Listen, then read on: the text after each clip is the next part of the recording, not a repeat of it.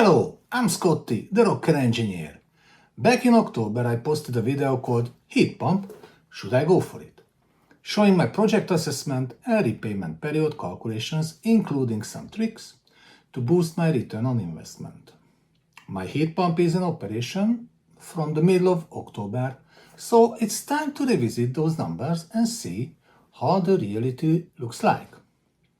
I have 4 complete months for evaluation, which are the peak heating season, November, December, January and February. But before we dive into that, I've got something very important to say.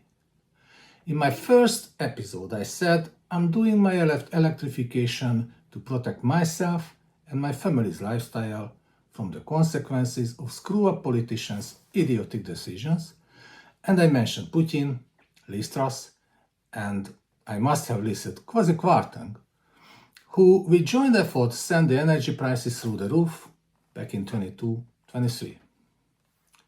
We might have another energy crisis in making today. There is a grace period, however, till 1st of June, as the earlier announced energy price cap will bring down the energy cost by an average 70%, but who knows what comes after. Use this period to take back control over your energy.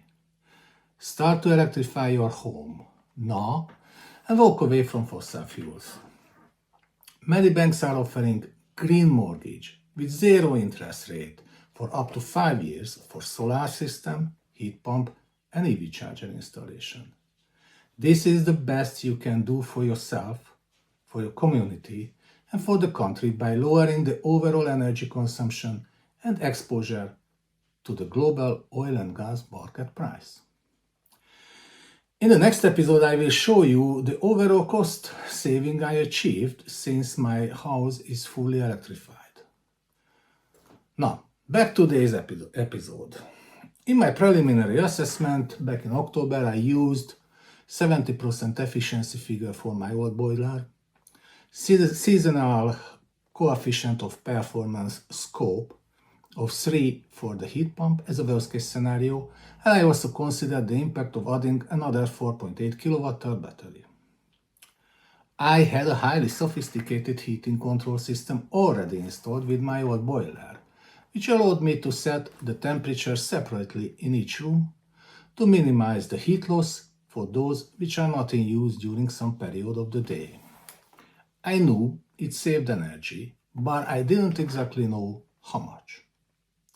It became obvious, however, it did a very good job because each heat pump company's heat loss calculation was about the same kilowatt-hour figure what I actually used in form of gas historically back for years with my old gas boiler, which is 15 plus years old, which kind of suggested it had 100% efficiency, which obviously wasn't the case.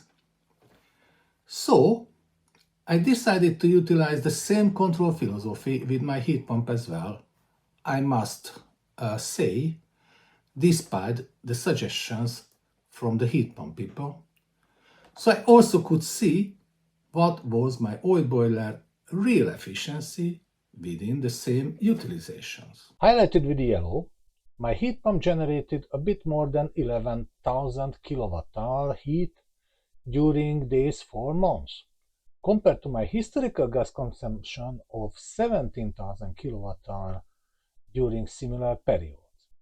It means my old boiler efficiency was only 65%, so practically without my tight control system, my gas consumption would have been around 1.5 times higher in the previous years. Highlighted now my scope seasonal coefficient of performance, what I achieved. As I said, I disobeyed to the instructions, so I used my heat pump as I did my old boiler. To provide the same comfort, however, I needed to increase the heating water temperature, obviously playing around with a weather compensation, which clearly had a knock-on effect on my scope. When it comes to the cost, in the pre-assessment I expected a certain percentage of using cheap night tariff which I have because of my electric car. I can see separately the amount of electricity I used for heating, but I don't know the exact split between overnight tariff and day tariff usage.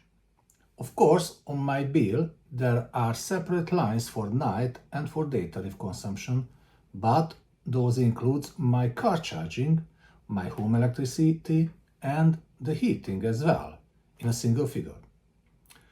I know, however, the accurate figure I used to charge my car from my charger. So, I just created an average P per kilowatt hour with removing the car bits. Isn't fully accurate, but this is the best I have. It leaves me with heating cost just below 800 pounds and 222 pounds saving compared to my old boiler. My saving over this period is 11 pounds less than I expected, as I consume some 5% more because my real old boiler efficiency and my real scopes are different to what I estimated.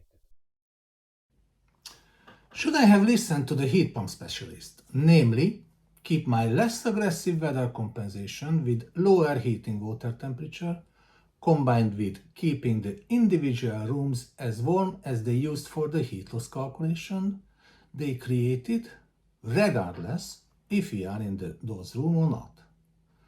The chart I will show you now is very theoretical, but based on historical consumption and professionally calculated heat losses.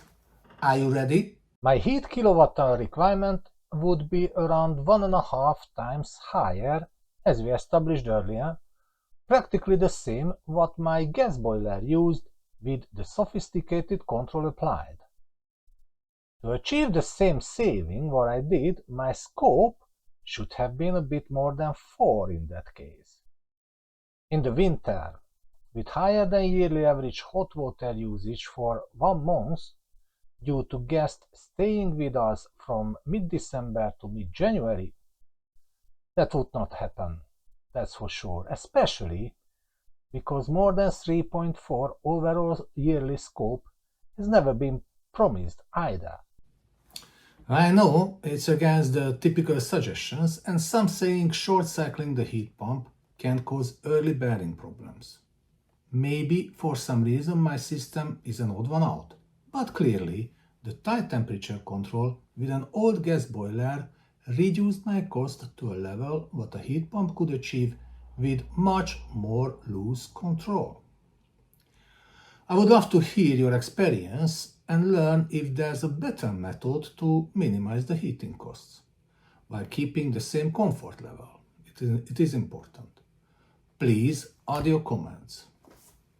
It is somewhat clear that if I replaced my old boiler with a new, more efficient one, I could achieve some similar saving during this period, but mainly because the current high price gap between the gas and electricity unit prices, which can change anytime.